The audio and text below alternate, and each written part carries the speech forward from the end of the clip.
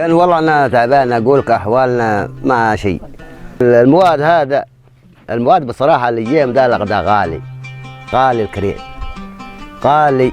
الواحد 2000 ريال الشخص من هنا، رحت انت وعيالك 3 و4 تكلفوا ب6000 غير رايح من دون ياي.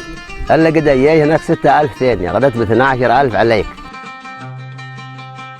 البير هنا تمتلي، لا تمتلت البير هنا وتلت ويا عند اللباس فوق يتهدم. لكن هي ما هي مفتوحة كذا مبهيلة، يسيل من فوقها يغلب. يا برخش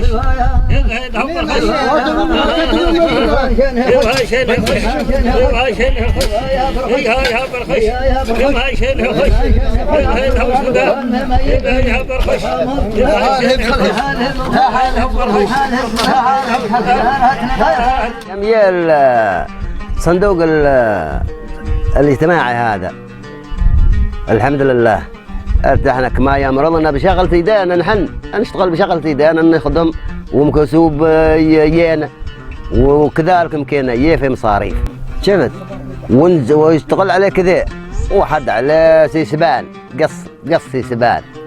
ولا كان تعاون كلنا، الصغير والكبير ولا يبنيه كلنا هو في الاكل، وضمنا العيال بالاكل كريهم ويجيبه هنا لهم، ونحن تمعنا بالعمل. ما عاد انت نصيل، عاد يقول واحد بيروح نبي يشتغل في قشد، واحد يقول لا نبي يروح بيشتغل في الريده. لكن شغل الحمد لله انتهى مبسوط في بلادك هنا عند عيالك، صابح ضاوي واللقمه سايره الحمد لله.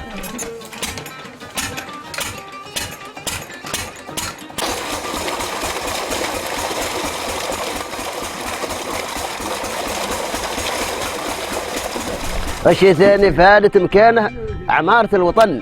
يوم هو الوطن معمور عندك تشوفها، هذا الفائدة قدها الكبيرة، وانت ما في حالك شيء تقدر تعمر كما هذا العمارة هذه.